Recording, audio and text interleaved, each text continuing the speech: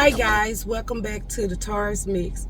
I said in a previous video that I was going to tell you guys what made me want to become a law enforcement officer. And just a disclaimer, the information that I'm telling you has to do with my mom, and I just want to say right off the bat that towards the end of her life, she did apologize for the information that I'm going to tell you in her own way. And so this is a very sensitive, but I think people should know the reason why I became a law enforcement officer. So I'm going to go back. When I was 8 years old, we lived in a house that kind of, it was up on some bricks. It was kind of up off the ground. The driveway, could go all the way to the backyard. And so the driveway was really long and it was really wide. So on this particular day, my mom had just had my baby sister, and she had to have a C-section. She had just gotten out of the hospital. So my uncle came to help her, went to move stuff around and put up stuff to prepare, for the baby or whatever. And the baby was there. I am the oldest of 6 kids. So it's me, and then I have a brother that's next to me. And then the story I'm about to tell you, my third brother, it's kind of hard.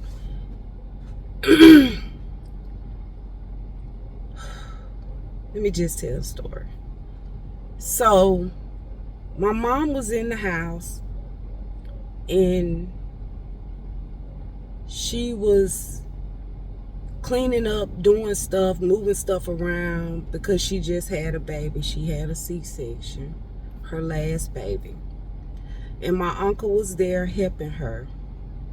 And from my mother's account, she said that my third brother, the third child, which was a boy, my brother, he was 5 years old. And from my mom's account, while she was cleaning up and doing what she had to do, she said that he came up to her and he said, "Mama, can I see my little sister?" Because the last baby was a little girl. And she said, okay. So she took the baby out of the crib and she held him down, let him see her. And he said, "Oh, she is so pretty." So she was like, okay. So he was like, "I'm gonna go back outside and play." And as he was going to the door, she said that he turned back and he looked at her and he said, "I love you." And she said, "I love you too." He went out the door and she said to herself, "I'm gonna go check on him because something ain't right." And it wasn't 5 minutes. She went out the car. He went out the door, she heard bang and a large noise. So I was outside and I was sitting on the steps, and I was like all upset because I wanted to go across the street and play with my friends. And so my mom was like, "Okay, you can go across the street, play with your friends. They will be fine," because they was on the side of the house in this huge driveway. So while I'm sitting out, I'm over across the street playing with my friends. I'm 8 years old. There was a green car. The street that we lived on was narrow.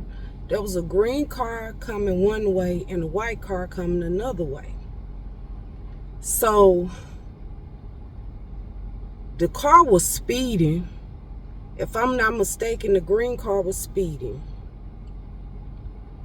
And the white car ran off the road, ran into the driveway, hit my little brother, and my sister, because after him, my mom had a set of twins, another boy and a girl.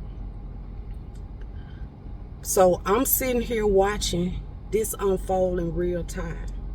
So my mom come out the house and she jumps off the porch. And remember I said the porch was high up. And she just had a C-section, so she ripped herself in the process. And she went and scooped him up. And she went and sat on the curb across the street from where I was playing. So I was sitting beside her. And all I could see, I didn't see a lot of blood or anything, but I could see that my brother's eyes were closed and his tongue was rolled back in the back of his mouth. And a man just drove up out of nowhere, said, "I'll take you to the hospital." Because at that time, we only had one car and my stepdad was at work. So he gets my mom, take her to the car, and let's get back to her side of the story. So she said when she heard the crash, she jumps, she runs outside immediately and she grabs him. And she said that when the guy came and he took her to the hospital, to the University Hospital, she could not get out the car because she had injured herself from having her baby. So the guy ran and got him and ran him into the hospital. So back at the house, we didn't have a house phone at that time, and we only had one car, and my stepfather was in the car at work.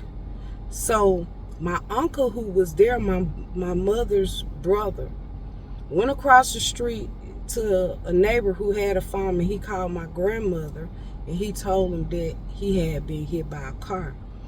And later on, I don't know if my uncle, he eventually had a nervous breakdown or if that had a lot to do with what transpired, but right now he had mental issues and he's disabled now. So that took place. My mom got rushed to the hospital. So me being 8 years old. Oh, and let me back up. When my brother got hit by a car, one of the twins also got hit. And the neighbor said, "Oh, we saw her pamper go up in the air." One of them saw him push her out the way. And so she was hit by the car. But so she went to the hospital as well, but she was not injured. So the car bumped her and knocked her up in the air. So when all that transpired, I went in the house and I picked up my new baby sister. And I just held her real tight. And I wouldn't let nobody get her, touch her. And from that day until she was 1 year old, I took care of her. My mom said that my brother, he had this beautiful hair, and she used to keep it plaited up, and people thought he was a little girl. And I remember her coming home from the hospital, and she said that they cut all his hair off. And the reason why they cut his hair off, because he had a major skull fracture from one side of his head to the other. And had broke one of his arms and broke one of his legs, and I don't know any other damage. So for a few days, because he was on life support, because he was brain dead, my mama, she did not know what it meant that your child is brain dead. So she thought that there were always some type of hope because the machines were breathing for him. And so my grandmama just came and told him. So they took him down to make sure he didn't have no brain activity. And he didn't. And so my grandmama told the doctors, look, tell my child that her child is dead.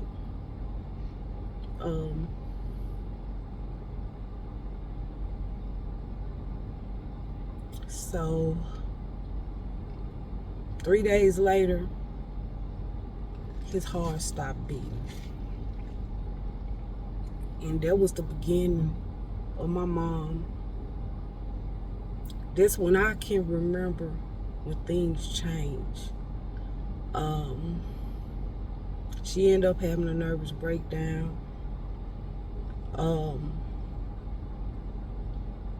We ended up moving from that area and we moved somewhere else.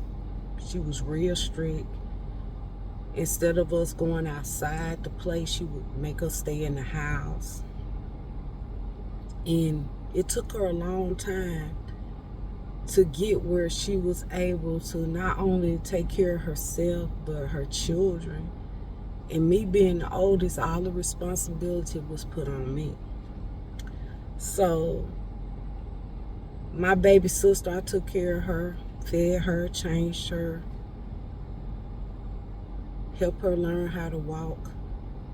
And my mama said she don't remember her until she was 1 year old. So something happened during that time and it changed my mom. She wasn't mentally ill or nothing like that, but when you're raised in an environment where you being abused, then sometimes you become the abuser. And then a lot of times people don't know how to reach out for help. In the black community, we don't reach out for help. We just take care of stuff, and what happens in the house stays in the house. And my mom would get so angry to where the brunt of her abuse was me and my oldest brother. He was next to me. I'm the oldest, the oldest boy. And so one day we were outside. We shouldn't have been outside. I was a little older. I was in the 6th grade. We was outside and we hadn't cleaned up, but when my mama left the house, she did not allow us to be outside. And I think a lot of it had to do with her being afraid that something would happen to us, or, suffer the same fate as my brother did. And so she came home. We was outside. We weren't supposed to be out there. So she came home and she was upset. And so she was preparing to whoop me and my brother. And my brother ran away. He ran to my dad's house. At that time, my mom and my dad had been divorced for years. He ran to his house. And so when she came in, she was like, come on. She told me to strip down, take off all my clothes, and she whooped me with a stitcher cord. And if you don't want to hear the rest of this, I suggest you fast forward through the video. But every time she hit me, she took a chunk out of my body. Blood was everywhere. So once I got my whooping, she told me get in there and clean up the kitchen.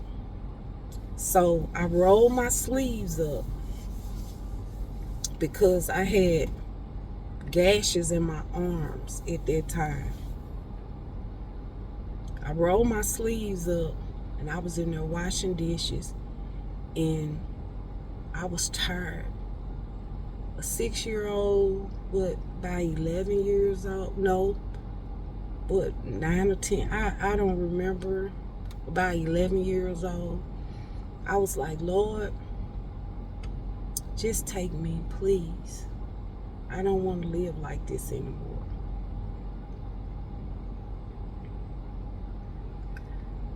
And while I was up in there praying, this prayer for the Lord to just take me. I wanted to die. I wanted to be with my brother. I said, Lord, just take me, please. Somebody started beating on the door real hard, real hard.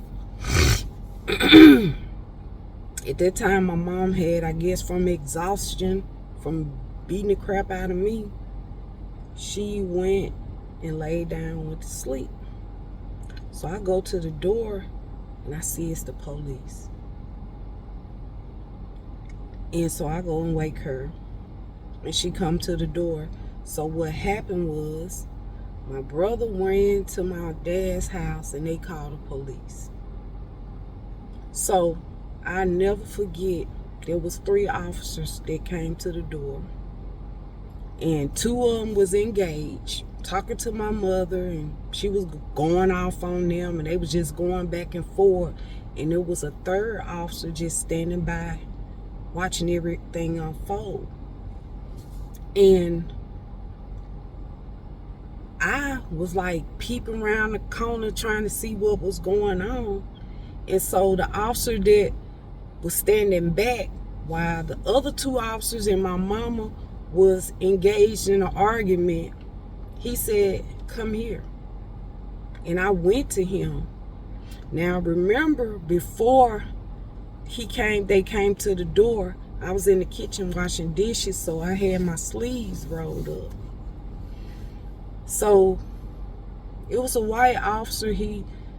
Back then he was very tall. And I think he was a veteran officer from being a police officer. And I think the other 2 officers was rookie officers, because they was going back and forth. They weren't paying attention to what was going on, but this officer was. And he bent down to my level and he grabbed my hands. And when he grabbed my hands and he saw the gashes in my arms, he snapped. They had to hold him back. They had to hold him back because he was trying to get at my mama. And so the other officers were holding him back. So I remember the officers taking me, put me in a patrol car, and take me downtown to the very office I walk in every week or go for a meeting every week. And they set me on the desk, and the officer that told me to come here and took my hands, he was distraught from what he saw. He was distraught at all the bruises and all the things that was on my body. Till he was like, look what she did to that baby. I never forget that. And today, I don't know who that officer was, but that was a turning point. So later on, they released me to my dad.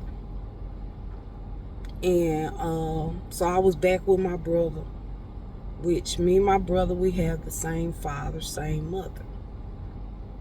My mom and my aunt, who is my daddy's sister, came, pulled up at the house. My daddy had left and went somewhere, forced us in the car. And my mom was just jumping on my brother because what he had ran off and told what had happened. Which my brother, not only that officer saved my life, but my brother saved both our lives, because I don't know what happened after the death of my brother, but things just got really bad for us. So she took us back home. They called the police, and instead of giving us back to our dad, they took us out of the house. They put us in a home for abused children, I would say. And we stayed with this lady and her husband. It was like a bunch of other kids there also, small and up to our age. They had plenty of space. They loved on us. They took us out. They took us to do things.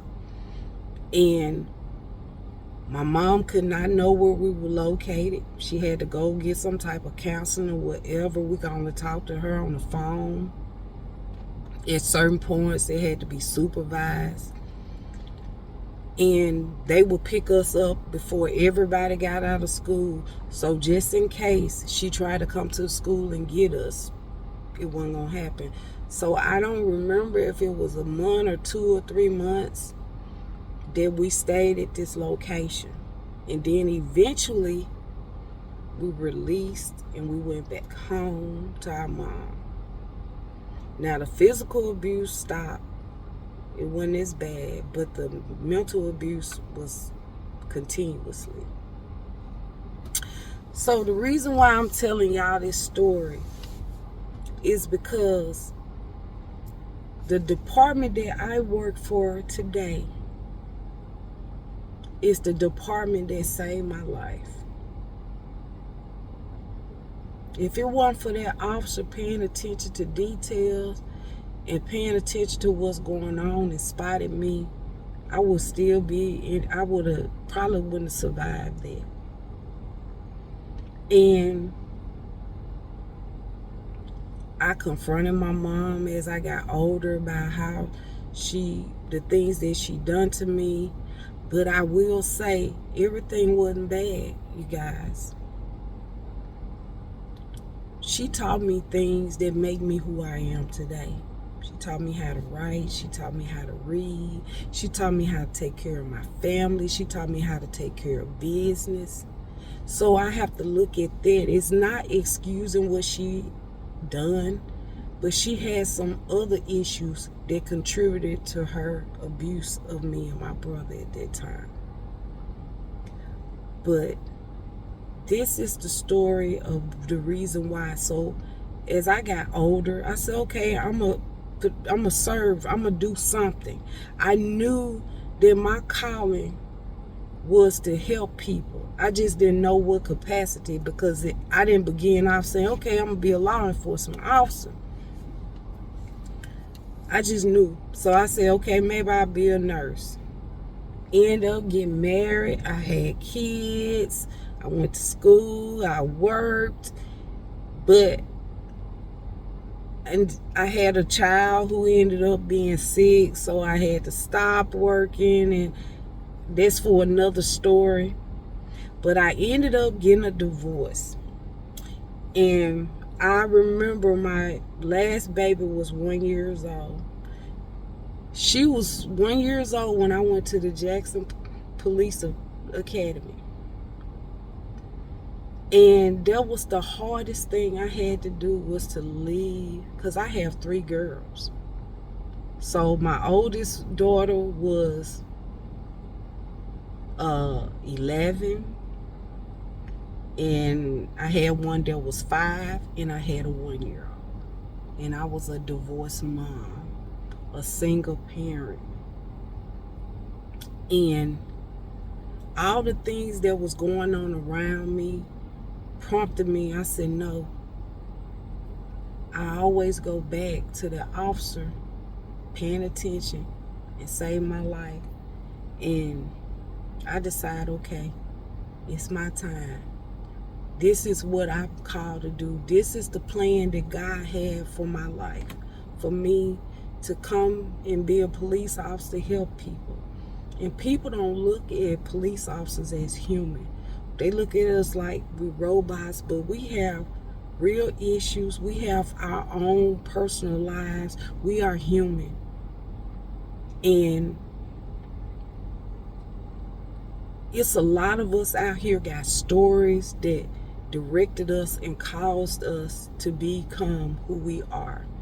And it's some good police officers. Yeah, you hear about the bad apples here and there, but it's a lot of good police officers. We are here. It's a lot of us are here because we're fulfilling our purpose in life.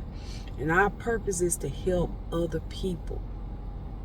So I went to the academy. I cried every night, you guys. It was the hardest thing I ever did.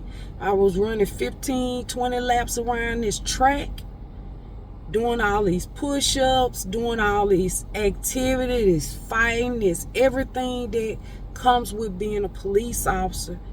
And every time, I never forget, every time I ran around that track, I said, I'm not doing this for me. I'm doing this for a better life for me and my children. I'm doing this to help people. I'm doing this to fulfill the purpose that God has for me. And I made it through, you guys. I graduated with honors. When I came out the academy as a rookie officer, I hit the ground running.